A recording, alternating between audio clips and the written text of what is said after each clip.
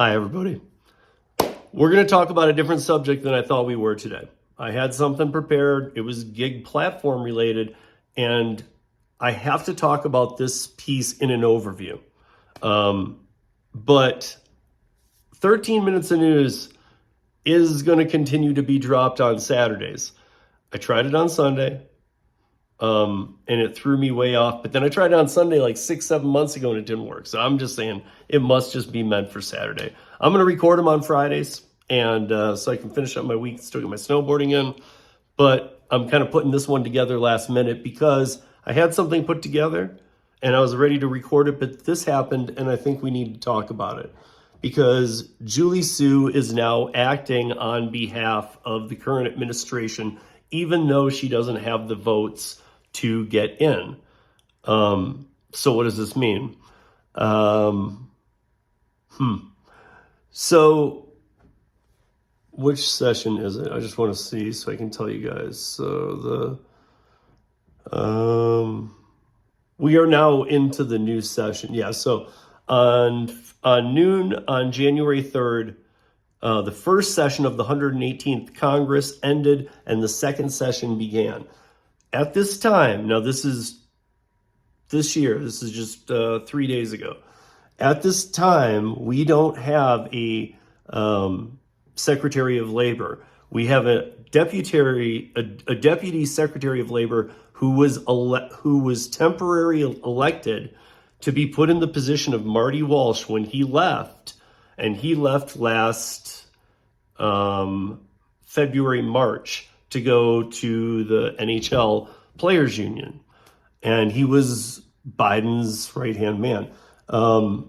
So now Sue has, she can't get, look at, this is almost unheard of, and it kind of shows her character in a huge way. So Julie Su cannot get the nomination she needs, and the current president administration and the Senate are both held by her party. And when I was trying to find a date, because I wanted to see if this had ever happened, I guess it had. But when the same party controls the White House and the Senate, nobody has ever not been able to push their nomination through, dating back to 1857. Come on, guys. So Miss Sue has proven even to her own party she's trash. But here's the problem now is that on January 4th, this was filed on January 3rd, or on January 4th, sorry, because on January 3rd, there were some payments made to independent contractors who bid a project as a whole amount of money. Now, remember, this is traditional gig economy. We will be getting to app-based gig economy over the next few weeks. But if you understand this core here today, this will make so much more sense as we move on as to why the alignment isn't happening. So, and even this on the federal level, like, so Julie Su, basically, don't forget too, the reason that this is such a big deal and that we are going to be talking about legislation in the gig apps is because President Biden very well is facing his last 10 months in office by the end of the year out of the White House. But even if he were to continue, I don't see that happening. Him and Julie Su they're the two in this country there are two people who would like to see everybody have to be W-2 workers and everybody have to be in a union where they pay dues. Julie Su and President Biden are the two people who would want that. And I've said this before, I'm not dogging President Biden. You know, it's not my choice. I'm not a big union guy. I think the few times these days that they do work, they're few and far between. But his whole career, it shouldn't shock anybody, has been big union. Julie Su failed big union in California. And I will include, guys, I'm going to include the link to this legal document that was filed to the White House. I'm also going to include beneath it another link that if you guys want to dig a little deeper. But in this document, there's a lot of footnotes too, because this is submitted to the office of the president. Now, she can't get the nominations. We know that she lost the state of California from 2019 to 2021 when she was the Secretary of Labor for California and Workforce Development Agency. She lost all that PUA and PPP money. California was the one that got the most hit. That was $32 billion. There's a lot of other stuff in there too. And she just kind of is screwed up. And my point there is you might want to read that because it shows she screwed up in California, and now Biden wants her to be the federal person in charge of this. She can't handle it. And I understand California is a big state. It's a tough one to do, but if you can't handle a state, you can't handle federal. And they're trying to be very, very one-sided here. So the problem is now that she can't get nominated, even by her own party. So there's a questionable legal interpretation. I'm going to read this to you guys. So this is in the letter. You guys can see the letter by clicking it in the links in the show notes. All the while, you have continued to keep Miss Sue as the head of the DOL by applying a questionable interpretation of the law. Your administration claims to be using its authority under the Deputy Secretary of Labor statute instead of the Federal Vacancies Reform Act of 1998, Vacancies Act. Under this interpretation, Ms. Sue may serve as acting secretary until her own nomination or the nomination of someone else is approved by the Senate. There are two federal statutes governing an acting Secretary of Labor's tenure.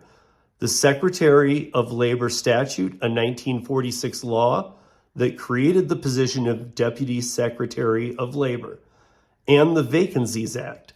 The Deputy Secretary of Labor statute allows the Deputy Secretary of Labor to serve as acting secretary until a new secretary is confirmed by the Senate. Specifically, the Deputy Secretary of Labor statute provides the following.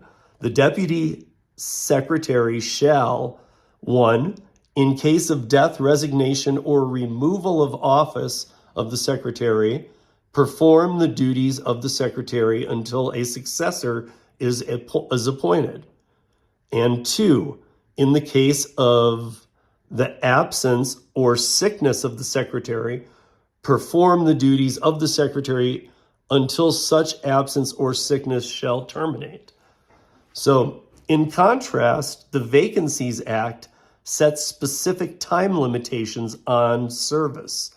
It allows a person to serve as an acting officer for no longer than 210 days beginning on the date of the vacancy occurs, unless a first or second nomination for the office is submitted to the Senate, in which case the person may serve from the date of the nomination for the period of the nomination, pending if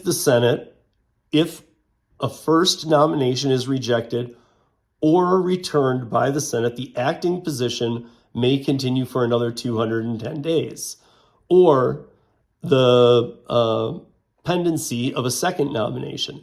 If that second nomination is rejected or returned by the Senate, the acting position ends after 210 days. Your administration's questionable interpretation, relying on the Deputy Secretary of Labor statute, caused the committee to take legislative action on September 14th, 2023, when it favorably reported H.R.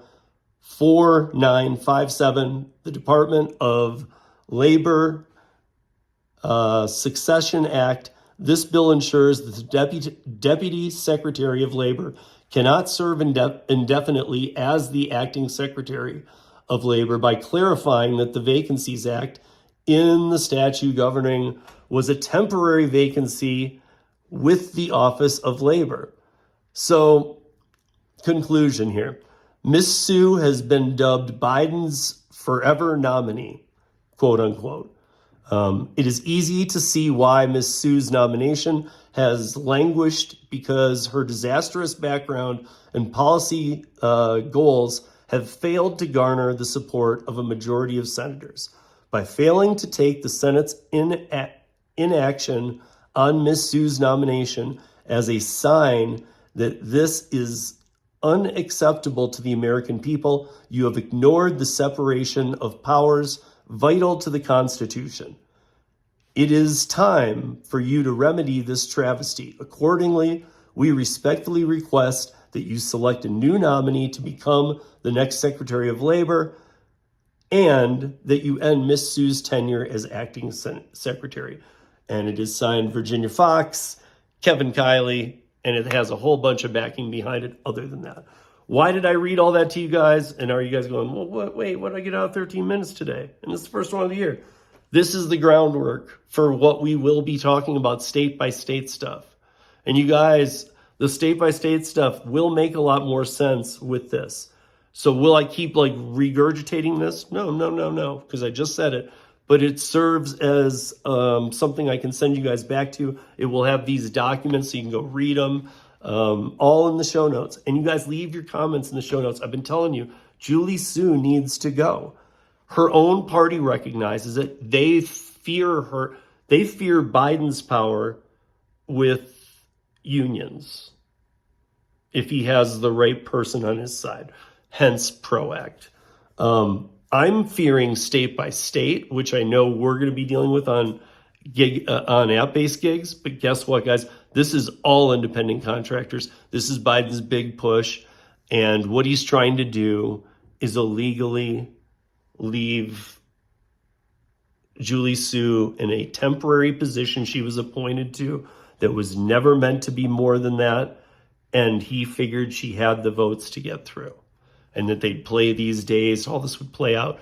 But now it's blowing up in his face, and he's kind of giving the finger to the system. Now, again, I'm not just dogging Biden. We've seen politicians do this more and more lately, just pushing every damn limit they can. But enough's enough. I mean, this can't happen to all the independent contractors in the country. That means self-employed, freelancers, all that stuff. There are now 65 million plus. That's almost 40% of our workforce. And yes, the gig apps participate to a big part of that, and part-timers. But all together, this needs to be shut down now. So guys, go to driverrights.org. driverrights.org. Sign up there. If you have questions, email me, Steve at ridesharerodeo.com. 13, peace.